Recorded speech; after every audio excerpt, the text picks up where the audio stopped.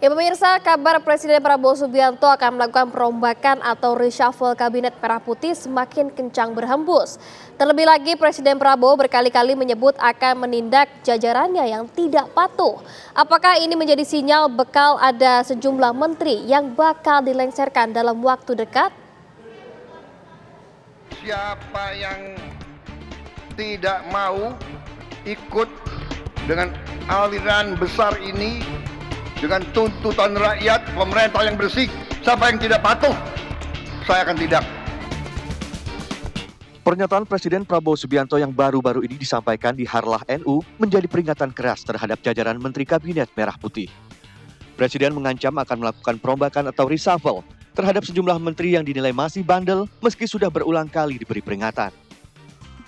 Wakil Ketua Umum Partai Kebangkitan Bangsa Jazilul Fawait menilai reshuffle merupakan hak prerogatif Presiden sehingga sah-sah saja bagi Presiden untuk melengsarkan menteri yang dianggapnya tidak layak untuk dipertahankan.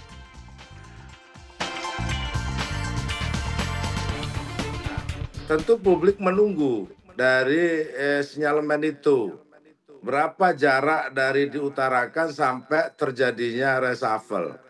Kalau itu berlangsung lama, berarti Pak Presiden cuma ingin menunjukkan bahwa dirinya memiliki kekuasaan prerogatif untuk mengangkat dan memberhentikan menterinya. Bukan dan ingin menertibkan, memberikan sinyalemen untuk menertibkan yang ada. Sebab menurut saya sepanjang pengetahuan kami melakukan reshuffle itu juga tidak mudah karena akan merubah peta politik yang ada. Menurut saya kita berharap saja apa yang disampaikan Presiden berdasarkan pertimbangan dan analisa untuk kepentingan rakyat juga. Pernyataan Presiden ini pun diamini Wakil Ketua DPR RI yang juga Ketua Harian Partai Gerindra Sufmi Dasko Ahmad. Dasko mengakui pernah ada keluhan soal menteri yang kurang seirama dengan asta cita Presiden Prabowo.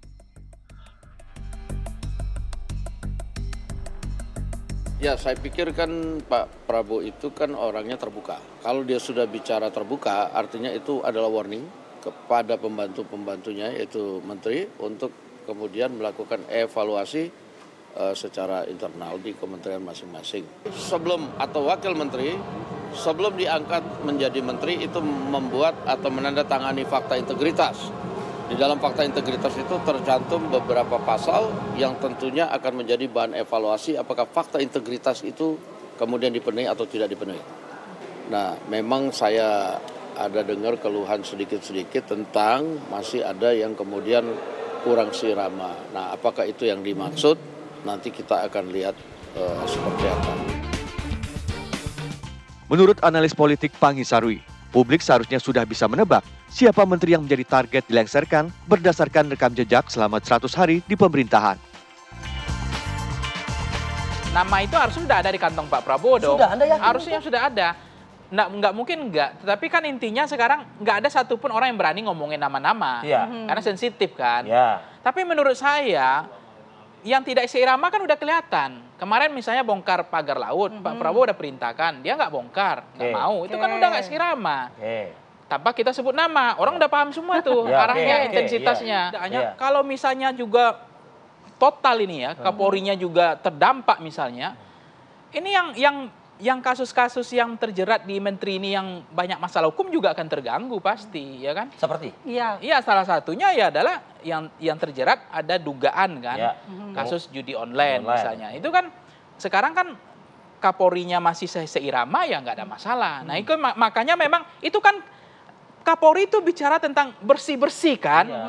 Kalau nggak mau bersih-bersih, saya bersihkan. Ya Kapolrinya juga siap. Siapa yang tidak mau ikut.